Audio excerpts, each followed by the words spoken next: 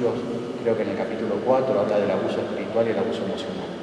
Está muy bueno el desarrollo que hace en ese libro El fracaso. Tiene un payasito en la tapa, digamos, ¿no? Nuestras propias sombras es chiquitito, que ese sí se lo puede conseguir porque lo reeditó Agape. Porque los libros que en este momento, los libros que son de ediciones españolas, no están llegando. O sea, por ejemplo, lo encontramos a duras penas desenterrado. Después, digamos, este ya habla más del término de dirección espiritual. Sí. Y después otro autor que es jesuita, pero que tiene elementos interesantes, se llama Domínguez Morano. Domínguez Morano es psicólogo y también está en la formación y tiene un libro interesante que se llama Creer después de Freud. Creer. Muy bueno. Sobre todo, digamos, aquellos que quieran ir haciendo una comparación, y también habla de la madurez afectiva, la madurez emocional y la madurez religiosa. Perdón, la inmadurez afectiva y emocional y la inmadurez religiosa. ¿Sí? Sumado a esto, otro autor que pueden tener presente siguiendo esta línea, otro jesuita, digamos, que tiene un centro de espiritualidad en Guatemala, se llama Cabarrús. ¿Sí? Cabarrús, sacerdote jesuita. El tema es que Cabarrús mayormente edita en Editorial de Clé, que también es una editorial bastante carita, saladita, ¿sí? Bitácora es uno, y después hay un material que yo lo suelo ocupar como comparativo entre Domínguez Morano con el tema de la inmadurez afectiva y emocional y la inmadurez religiosa, que es el tema del Dios fetiche y el Dios de Jesús, que lo pueden encontrar en PDF, o sea, está digamos, en la red uno lo puede encontrar en PDF. Así que es interesante por ahí el material que él tiene. También hay un material que tiene la gente de Fe y Alegría, que le editó un librito chiquitito sobre discernimiento de Cabarrús, que ese es accesible, digamos, porque lo tiene la gente de Fe y Alegría. Después hay otros autores que uno considera, como Martini, digamos, tiene algunos libros interesantes también, pero digo, en esta línea, un poco manteniendo, tenemos entonces Garrido, Ansel Grum, Domínguez Morano, y después, que no recuerdo el nombre de Bernardo Oliver, que ese sí es nuevo y que se encuentra en los libros. Sí, es bueno, Editorial Bono. Él escribe específicamente sobre el acompañante espiritual para laicos. Así que eso sería un poco teniendo presente quizás como si queremos hacer una bibliografía básica o queremos ir armando nuestra biblioteca, ¿no? Les decía, las películas con las que trabajamos el encuentro anterior, o que yo hice mención, que me parece que son interesantes.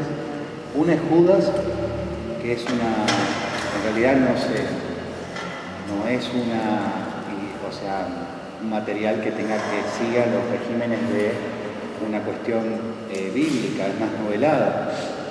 Pero es interesante el hecho de tomar contacto con el Judas humano. Porque por ahí nosotros ya nos dicen Judas y parece mala palabra y vemos como el entregador. Y es interesante poder tomar contacto con la figura de Judas y poder trabajar con este texto que yo le decía, el Dios fetiche y el Dios de Jesús, de Cabarrús, con la película. Y uno también puede trabajar, digamos, un autor que es medio raro el apellido, que se llama Bronzato, que tiene un libro interesante que también lo pueden encontrar en PDF completo al libro si lo buscan, que se llama Los Evangelios Molestos. Y si quieren un libro así general como relato, que es muy interesante, en PDF lo pueden encontrar en 3 tomos y que se vende, digamos, ahora uno solo, Martín Descalzo tiene un libro interesante sobre la vida de Jesús. Así es el libraco completo, digamos, pero lo pueden bajar en PDF en 3 tomos.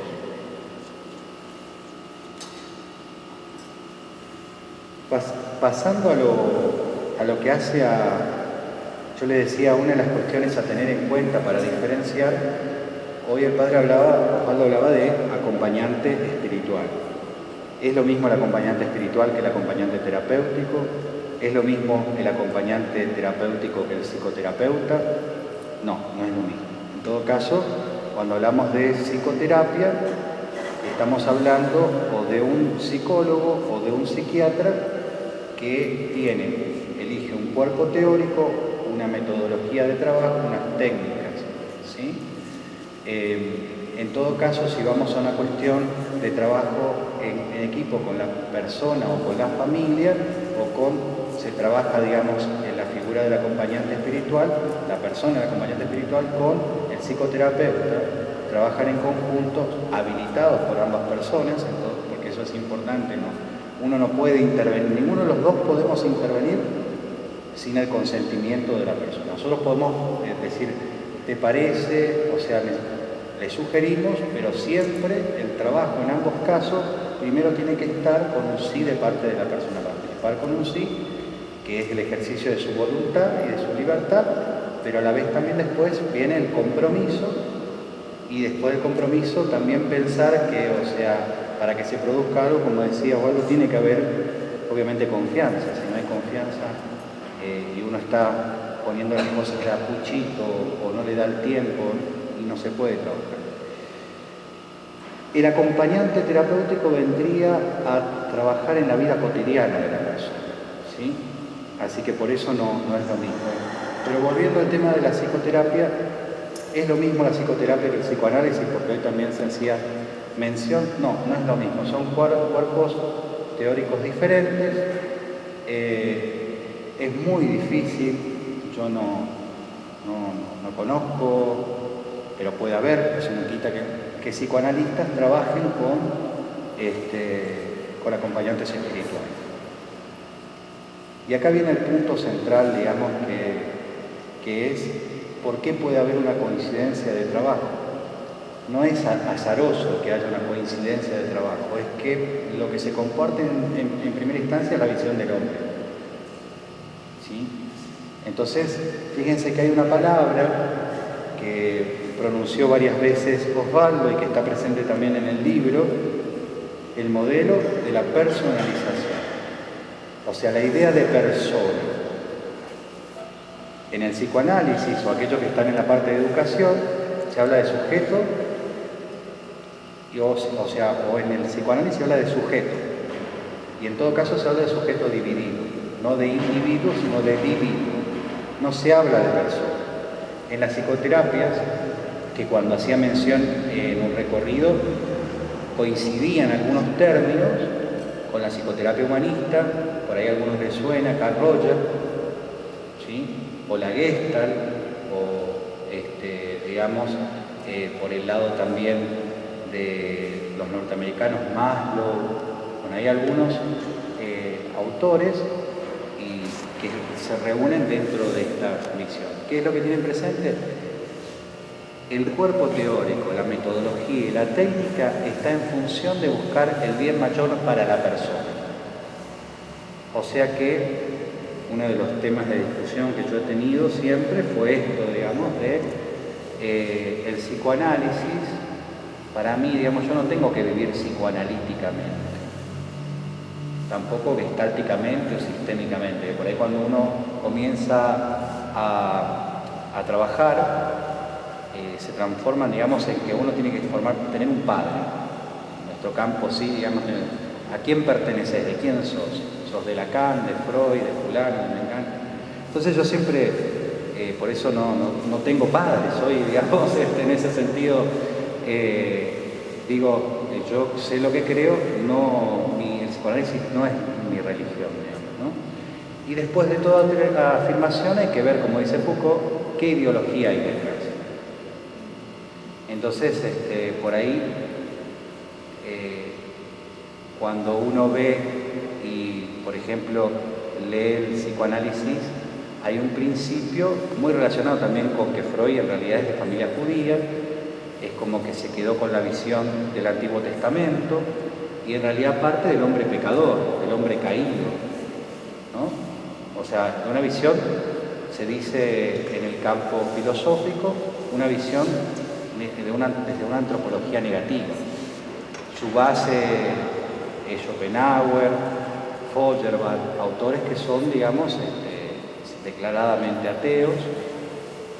Entonces, bueno, en El porvenir de una ilusión, también Freud hace una aseveración que toma de Strauss y de Feuerbach, que es que Dios es una relación objetivada, ¿sí? O sea, como que Dios en realidad es, o sea, esa cuestión que le falta al hombre, ese deseo de eternidad, le ha puesto el nombre de Dios. Por eso la obra de Freud, ese artículo se llama El porvenir de una ilusión, ¿sí? Entonces, sí.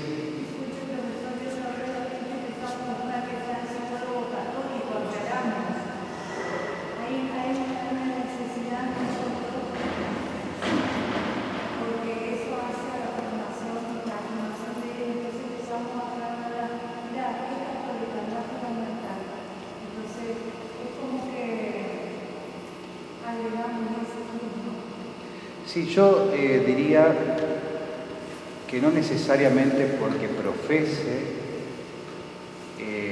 va a poder, hay que conjugar muchos elementos en la problemática, ¿no? Porque tampoco las buenas intenciones a veces hacen grandes macanas, ¿no? Es una cuestión de formación integral. Una palabra que también usaba Osvaldo, que recupero, es cuando se habla de la intervención, hoy decía, no hay afirmaciones inocentes. Detrás de toda una afirmación hay una visión del hombre, una epistemología, una metodología, ¿sí? O sea que hay que buscar, que esto es lo difícil, la cuestión integral. Y las facultades no forman más de una manera universitaria, forman de una manera diversitaria. Universal, decíamos la vez pasada, versus uno, lo múltiple a lo uno. Como desapareció el logos, no es casual que no haya universidad y que tampoco haya diálogo. Al perderse el logos, también el organizador, a la búsqueda del logos, obviamente que es muy difícil encontrar. Por eso digo, no es solamente que profese, que tenga la fe, o sea, que cristiana, porque por más que tenga, hay muchos que dicen esto, yo, digamos, soy cristiano, pero soy psicoanalista y obro de acuerdo a esto, y no, dicen, no, yo no me voy a poner a ver qué visión del hombre hay, que yo intervengo y actúo y listo.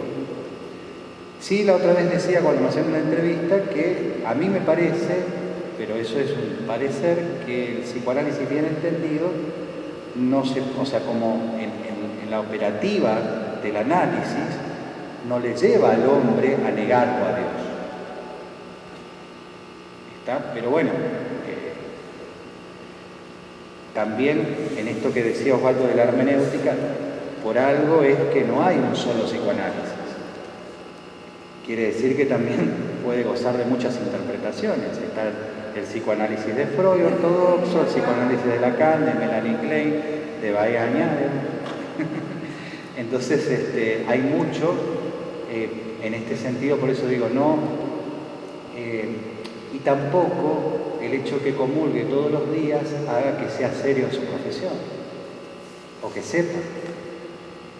¿No? Lo mismo cuando ponemos que lamentablemente aquellos que trabajamos en la educación católica introducen a alguien para la pastoral educativa que trabaja en la pastoral parroquial y no son las mismas cosas, pero es bueno y no basta, digamos, ¿no? Por eso esto, uno de los pilares que es fundamental, la formación continua, ¿sí? Y el planteo siempre es integral de la problemática. ¿Está? Entonces, podemos decir entonces que hay psicoterapias que están más cerca de esta visión y que pueden trabajar con un acompañamiento espiritual, con la persona que haga un acompañamiento espiritual, ¿sí? O que en su formación integre las dos cosas, ¿sí? no, es algo que en muchos casos lo estamos buscando, no hay un lugar tampoco de formación así. Por eso es importante esto que estamos haciendo ahora, o los grupos de estudio. No buscar por ahí que surja de la universidad, por ahí puede surgir de personas que se reúnen como pequeñas comunidades, como era la iglesia de aquella época, las comunidades iniciales, reunirse para formarse. Además de las psicoterapias humanísticas, está la psicoterapia personalista, ¿sí? Que es otra orientación también. Philip Lerch, Allport, otros autores que también tienen esta visión, digamos, de la idea de persona. Respetan esta idea de persona. Y como dice Lerch en el capítulo 2 de su libro, dice recuperar la psicología con alma, no sin alma. O sea que es todo un tema, ¿no? También, o sea, ahí podemos ingresar en varios temas, o sea que espíritu, alma. Una de las escuelas a las cuales, digamos, las cuales tomamos bastante también, que es la tercera escuela de psicoterapia vienesa, está Freud en Viena, Adler, ¿sí? Y después está Viktor Frankl, ¿sí? Que se llama la escuela logoterapia, ¿no? Terapia del sentido. Bien, esto es como para tener presente, digamos. Entonces decíamos, el acompañante espiritual, de acuerdo a lo que estuvimos viendo, puede ser, no es exclusivo para alguien de vida religiosa, sacerdote, ¿no? Un laico que decida formarse y trabajar sobre su persona puede devenir acompañante espiritual. El psicoterapeuta es aquel profesional que interviene en terapia con la persona, que puede ser una terapia individual, grupal o familiar, por ejemplo. ¿Está? Hay distintas escuelas, hay algunas que en todos casos tienen una visión o una cosmovisión o una visión del hombre que están más cerca o la misma visión que la antropología cristiana, y hay otros que no, que se alejan. ¿Se entiende eso? Dentro de las que se alejan, de la visión del hombre, está, digamos, la cuestión del psicoanálisis, por ejemplo, con la idea de inconsciente, que Frank le aporta otra lectura y habla de un inconsciente espiritual, ¿no? Jung también, que fue discípulo de Freud, tiene otra visión y habla de persona también, ¿sí? Entonces, no hay tampoco que culpar a la persona del profesional, porque en las universidades normalmente hay cosas que no se enseñan. En las universidades de psicología, así como también en las de filosofía, hay cosas que o las toman por obsoletas o deciden no formar en esas escuelas. Entonces, pero sí depende, por ahí hay profesionales que, profesando una fe, deciden estudiar más allá de lo que reciben, ¿no? Yo les había sugerido esta película, Intocable, que se veía un poco la visión. Bueno, decíamos, cuando hablamos de acompañante terapéutico, hablábamos de psicología, ¿sí?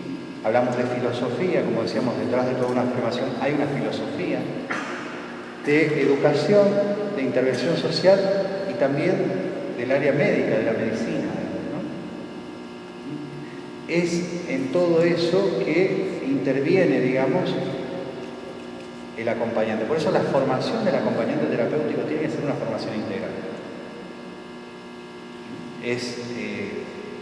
Uno quiere intervenir, tiene que saber de los padecimientos de la persona, pero fundamentalmente, digo, para ir diferenciando,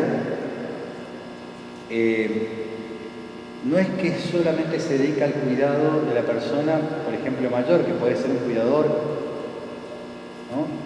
El que acompaña a personas ancianas. El acompañante terapéutico está formado en cuestiones de psicoterapia, de padecimientos de orden emocionales, afectivos, psicológicos, que el cuidador no está formado para eso. Y no tiene tampoco la obligación de formarse para eso. O sea, ¿en dónde puede intervenir? Adicciones, ludopatía, por ejemplo, ¿no? Muy común en la zona. ¿Saben lo que es la ludopatía? Patos es enfermedad. Ludo es juego. por ejemplo, los jugadores compulsivos. La persona comienza a trabajar con un terapeuta. ¿Cuánto puede tener? 2 encuentros semanales de 1 hora 45 minutos, póngale 2 horas semanales. ¿Y el resto? Bueno, para el resto, para la continuidad de las intervenciones que solamente las hace el terapeuta, el que las lleva adelante y acompaña en el diario vivir es el acompañante terapéutico. ¿Sí? Que por ejemplo, si quiere ir haciendo una desensibilización sistemática, ¿qué quiere decir esto? Que ese proceso de crisis lo tienen que ir enfrentando hasta poder ir despegándose. Porque esta persona pasa por el casino y entra.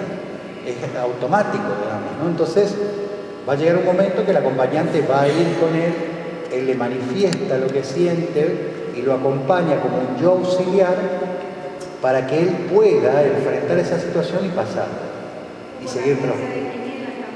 O por ejemplo, ¿sí? O cualquier cosa, digamos, ¿no? Porque en este sentido también ustedes saben que el paso puede ser que de jugador compulsivo pasa a comprador compulsivo. Entonces, está presente en el diario vivir. O sea, por eso a veces son 3 acompañantes terapéuticos para acompañarle de lunes a lunes. ¿Sí?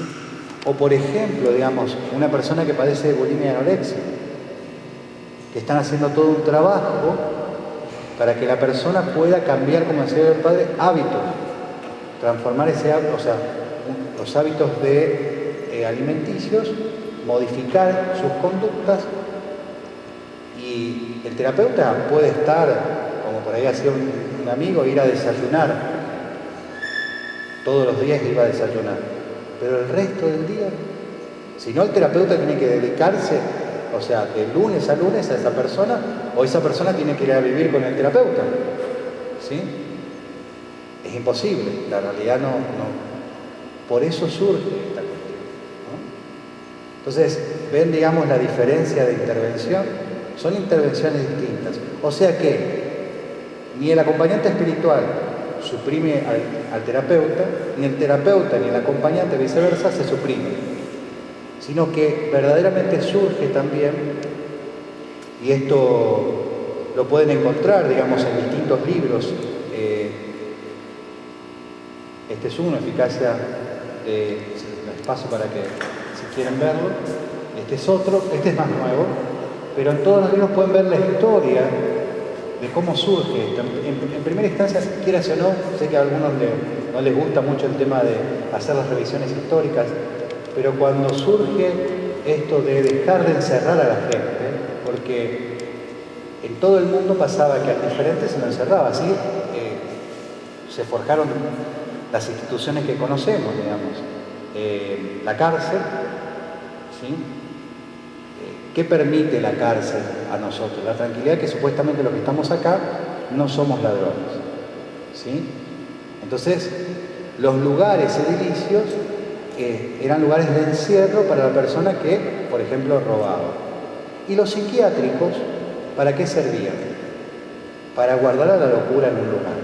Entonces no lo tenías en tu casa, y por otro lado, el psiquiátrico, en cierta medida, permite decirnos a nosotros que no somos locos. O sea que en realidad todos sabemos que no necesariamente es así, digamos, ¿no? Por ahí vamos a algún lugar institucional, el Congreso, otro lugar, y también podemos encontrar personas delirantes, o podemos encontrar, digamos, ladrones también. No hace falta ir, cambiamos de... Pero son lugares también edilicios que representan cosas. O sea, más allá de esto, hubo gente, en el periodo del 60 y demás, cuando aparece en Europa y nos pega a nosotros también el tema de la cuestión de la antipsiquiatría, del hecho de, en vez de guardar a los desconocidos y a los diferentes, porque al loco, a las personas con discapacidad se las guardaban. La familia que tenía un hijo especial, por ahí solamente sabían la familia, el vínculo primario que tenían un chico especial. No hablaban más de lo tenían en la mesita del fondo. Había como una mentalidad de encierro del bebé. Así también surgen los cotolengos, dejaban a los chicos con alguna cuestión motora o demás diferente, lo dejaban en la puerta de los cotolencos y... Entonces, surge esta cuestión de los psiquiátricos de puertas abiertas. Y hubo gente que comenzó en la Argentina también a ver cómo hacer para que las personas no pierdan el vínculo primario. Veían que el hecho de sacarlos y encerrarlos, en vez de mejorar el cuadro clínico, lo empeoraban. Y pasaban a ser ya no psiquiátricos, sino cronitarios. Lugares en donde ya la persona desaparecía como tal. Hasta perdía lo poco de identidad que tenía. Y pasaba a ser un objeto más junto con los muebles del lugar. ¿Sí? Entonces, algunos dijeron, no, veamos a ver cómo la persona que padece psicosis, una vez que se lo logra estabilizar, ver cómo puede seguir participando en el plano social. Y ahí aparece, ¿no?, la idea del amigo calificado. Así se llamó la primera impronta de la compañía terapéutica, el amigo calificado. Personas que eran o enfermeros o estudiantes de psicología, que querían, ayudar, y comenzaron junto con algunos psiquiatras y demás a hacer tipo grupos de estudio. Le daban los indicadores para poder trabajar e ir integrando. Volver, no sacarlo del plano familiar a la persona que padecía, por ejemplo, psicosis, que es lo que nosotros comúnmente conocemos como locura. La persona que dice que soy Napoleón, ¿sí?, ¿no?, o que se cree la reina Victoria. Hay personas que no se creen la reina Victoria, pero actúan como la reina Victoria, que ese es otro tema. Pero en esto, digamos, normalmente se excluía, se los guardaba. Entonces aparece en la época de los 60, los 70, en la Argentina, esta cuestión. Aparece más de una manera artesanal el acompañante terapéutico. Como el amigo calificado no era algo académico. Hace muy poco comenzó a ser académico. Estamos hablando de hace 5 años. 5, 10 años. No más de eso. Que comenzaron a hacer cursos, postítulos, ¿sí? Pero después la universidad comenzó a sacar carreras, tecnicaturas. Pero estamos hablando de ahora. Fíjense que en Corrientes, por ejemplo, va a ser la primer promoción de técnicos. Lo que sí había era gente que, ya estaba relacionada con el ámbito de la salud y hacía una formación de 1 año para cumplir esta misión. Enfermeros, auxiliares de enfermería, sobre todo, o estudiantes avanzados de tercer año de psicología, técnicos en psicología, como tienen algunas carreras, que hacían las veces de acompañante terapéutico. Entonces, ese es un poco el panorama, digamos, ¿no?